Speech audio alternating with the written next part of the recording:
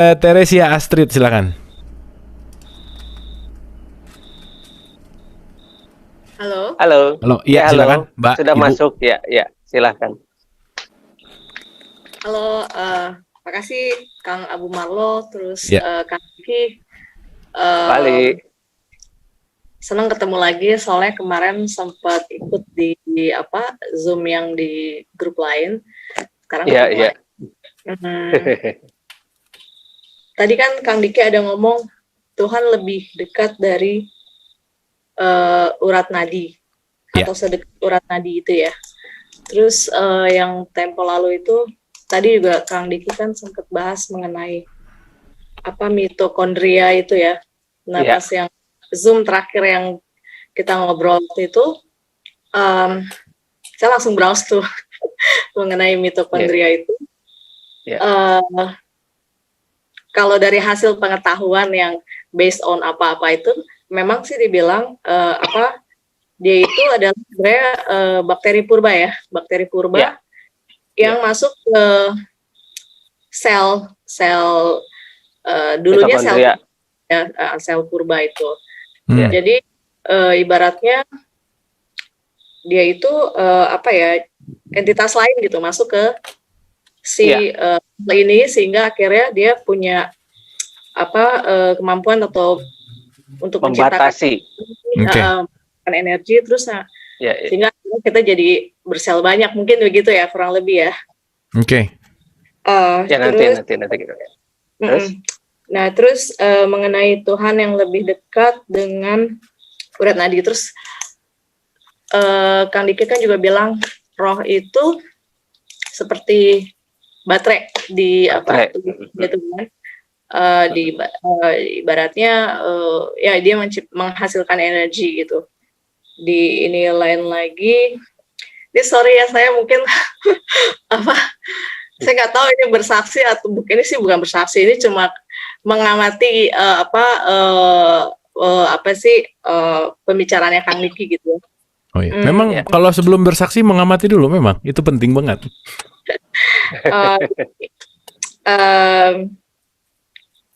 Roh itu kan seperti baterai kalau di handphone itu kan. Kemudian artinya apakah gimana ya saya menghubungkannya, roh itu ini saya ngubungin lain dengan hal yang lain lagi ya, mungkin ini nggak bahwa kalau mengenai tadi tuh ada oknum-oknum yang berusaha untuk menutup kecerdasan atau menutup kemampuan yang harusnya bisa dicapai oleh spesies manusia ini gitu ya. Itu dia melakukan blok di mitokondrianya itu gitu kan. Waktu itu Kang Diki pernah ngomong seperti itu ya. Itu kalau saya ngamati mungkin itu ya lewat industri makanan dan lain-lain, terus juga tapi ya, saya salah satunya ya. Tapi mungkin lebih banyak masuk lewat dogma doktrin juga gitu, karena kan salah satunya juga itu. Salah satunya ya. Oke. Boleh mungkin kalau saya jelasin, X-nya adalah mitokondria, Y-nya adalah ruh, yang ketiganya adalah dogma gitu. Ini apa kaitannya di antara X, Y, Z ini gitu ya kira-kira ya Mbak Teresia? Gitulah. Oke ya. Oke, thank you Mbak Teresia. Boleh Kang Diki untuk langsung direspon? Iya, begini. Kalau saya langsung respon ya, sebetulnya arah pembicaraan dari ini tadi kan pertama Tuhan tuh lebih dekat dari nadi. Terus bicara tentang mitokondria. Terus bahwa roh itu seperti baterai dan sebagainya. Terus di dalam mitokondria itu ada bakteri gitu kan, yang bakteri purba dan sebagainya gitu kan. Beginilah, sudah kita bahas saja sekarang. Sel mitokondria itu memang di dalamnya itu ada sebuah bakteri yang namanya clad atau bakteri purba. Nah, fungsi dari bakteri purba itu memang itu diimplankan sejak sejak manusia itu berkembang biak, dan itu diturunkan secara turun temurun. Itu memang diprogramkan. pada manusia, oleh manusia. Agar kemampuan manusia itu tidak maksimal, hanya 2,5% dari kemampuan yang seharusnya. Nah, kemampuan yang seharusnya itulah yang 100% ini hilang. Nah, bayangkan ya, Superman itu cuma 40% dari kemampuan manusia. Dia bisa terbang, terus dia bisa ada mata laser dan sebagainya, X-ray vision, tiupan super, tenaganya super dan sebagainya. Itu 40% dari kemampuan manusia, dan itu sebetulnya cerita dari kaum Lemuria. Kaum Lemuria itu rata-rata 40%. Dan itu diceritakan oleh yang namanya orang yang mengetahui persis kehidupan kaum Lemuria. Nah, dia membuat cerita-cerita tentang itu dalam bentuk komik. Nah, makanya dulu yang namanya Lex Luthor itu belum ada. Yang ada Superman itu botak dan jahat. Dan akhirnya karena tidak laku, dirubahlah Superman itu jadi ganteng. Jadi rambutnya berbentuk S, nah terus kolornya di luar. Satu kekurangan Superman, kolornya di luar ya Kang ya? Iya, tapi sekarang dia udah insap, kolornya di dalam. Yang terakhir mah udah di dalam ya. Nah terus, kenapa bisa sampai seperti itu? Memang itu ada rekayasa genetik. Jadi manusia itu, yang namanya manusia, itu ada proses proses bagaimana si sel mitokondria itu dihambat akselerasinya sehingga yang keluar hanya 2,5% dari kemampuannya. Itu ada di dalam sel mitokondria yang bernama bakteri. Bakterinya itu namanya bakteri purba yang namanya clade. Saya waktu itu pernah ngobrol dengan seorang ahli sel mitokondria, itu yang dari yang bernama Prof. Sengkot Marzuki. Beliau juga itu sudah meneliti sampai tingkat sel, dan sehingga beliau pun menemukan bahwa di dalam sel mitokondria sendiri itu ada bakteri purba. Cuma belum diberi nama. Nah, kalau saya tahu nama itu hasil dari penelusuran dari dari ngobrol dengan diri sendiri itu, gitu. Bahwa di dalam sel mitokondria manusia itu ada pembatasnya, namanya clade. Nah, dari sana mungkin pertanyaannya, kenapa sih Tuhan itu lebih dekat dari nadi tapi tidak melepas si bakteri itu? Mungkin itu yang ingin ditanyakan salah satunya. Nah, begini, Tuhan itu tidak akan merubah nasib suatu kaum kalau dia tidak berusaha. Jadi manusia itu punya free will. Nah, free will semacam begini itu ada di tiap individu. Jadi semua harus dilakukan dengan sendiri.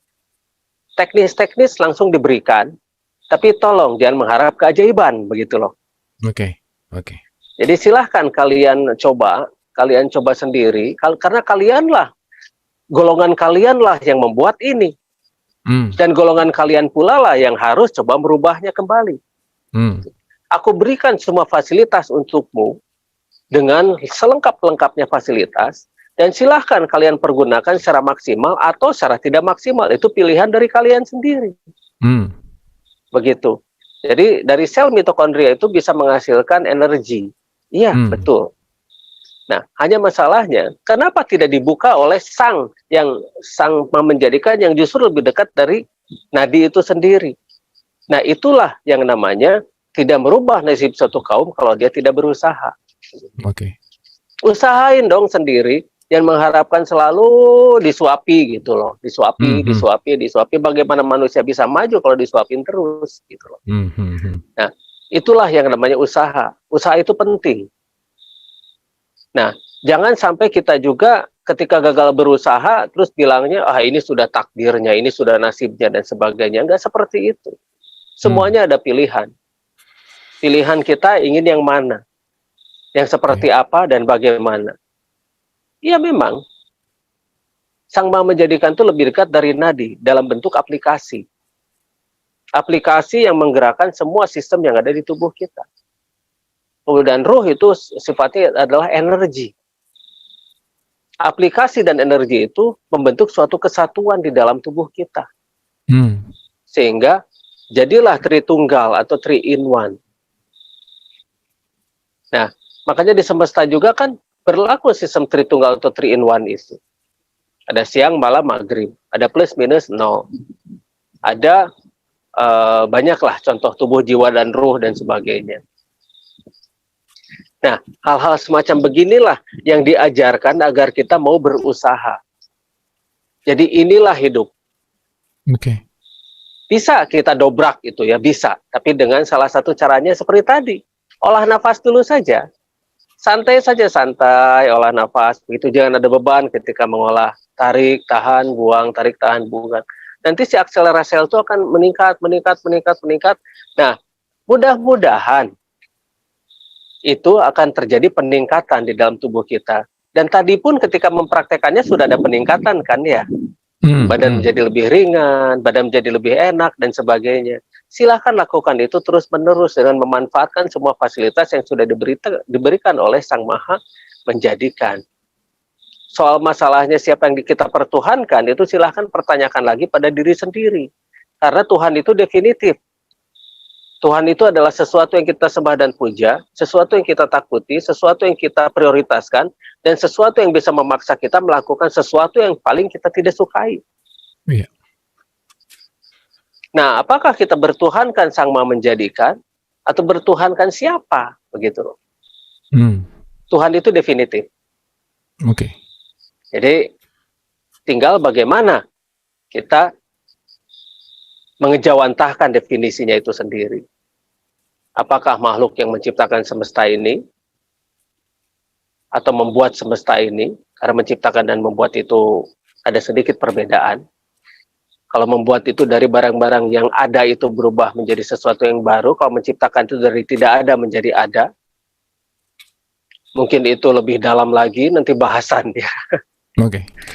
Karena semakin dan dalam itu semakin kayaknya kita harus bahas di episode yang lain, Kang. alas ya. Oke, nuhun Kang. Tapi menarik sih ya, XYZ tadi memang menarik gitu. Dan menariknya adalah ketika jawabannya itu bukan cenah, bukan ecek, bukan cekang diki gitu ya, kira-kira ya Kang ya. Karena saya yakin siapapun itu hanya membuka jalan untuk bisa mengalami gitu, dan kita jangan puas dengan pernyataan dogmatis, pernyataan apapun, tetapi pengalamannya. Nuhun Kang Diki.